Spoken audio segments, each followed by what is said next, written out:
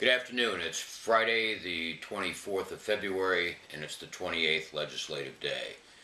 This is an update. I didn't update last week because my staff was out and I don't do selfies. In any event, House Bill 1081, that's the mineral trust bill that's been through both houses and is now on the governor's desk for his consideration and hopefully signature. House Bill 1080, that's the access to digital assets, that was heard in Senate Judiciary yesterday. It's already through the House, of course. Senate Judiciary yesterday morning came out 7-0 and is on the consent calendar, and I believe the Senate approved that about 15 minutes ago. House Bill 1053, that's the rural lawyer recruitment modification, where some of the small towns, Wall, Groton, and the like, at their election, could participate in the program. That was also heard yesterday morning in Senate Judiciary. It was held up out of some questions that couldn't be answered on whether or not there was any fiscal impact. We don't believe there is any. That we think that the money is in the bank from the state side. Nevertheless, they held that until this coming Tuesday. On the two Senate bills that would make changes to guardianships, conservatorships, powers of attorney, 168 was killed in committee.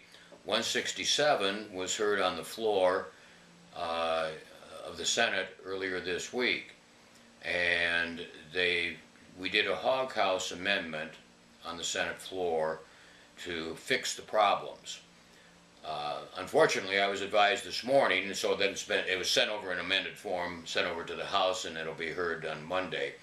Unfortunately, the Senate prime sponsor told me today that the private citizen he'd been working with is not happy with what the lawyers did to her bill, and he intends to make her happy and try to amend it back. So that bill now, in its current, or in its future form, possibly, is back on the kill list for a variety of reasons. Among other things, it makes modifications to the Uniform Probate Code and those sections dealing with conservators and guardianships, and also would run afoul of last year's very complex and thorough bill that served to protect our elderly from both emotional and financial abuse. So that's now on the kill list. Shared parenting, as I expected, 72, Senate Bill 72, we killed on the floor of the Senate, came out of committee. The day after it was killed on the Senate floor, they refiled the same bill, and that became House Bill 1203. That was killed in committee, but smoked down to the floor middle of this week. By smoking it down the middle of the floor, they need 1/3 of the members elect, or whatever that number is, 24, I believe, and they got it. However, to strike the knot so that it could be considered for debate yet again, as it was up in committee, they need a majority vote.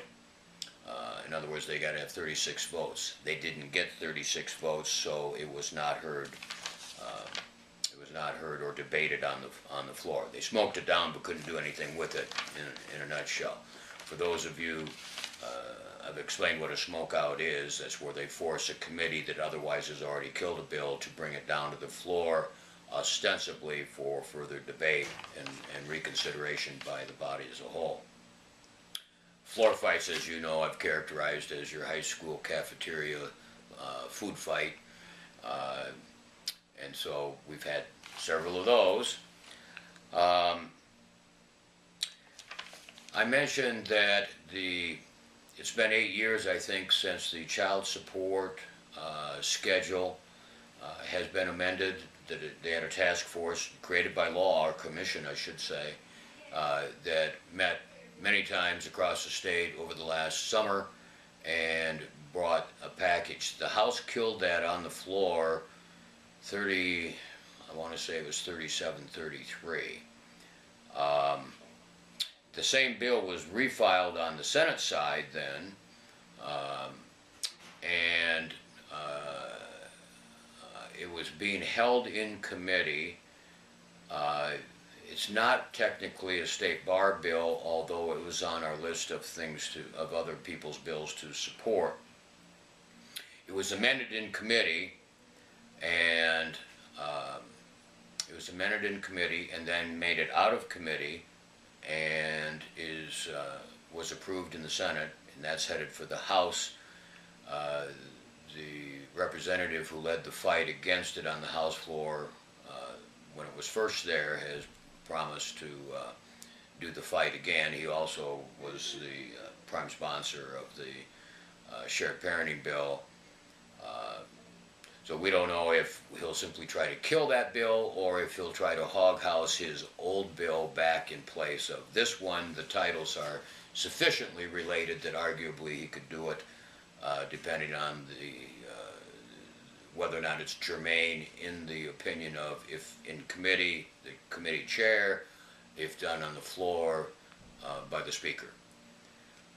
So now you know that story.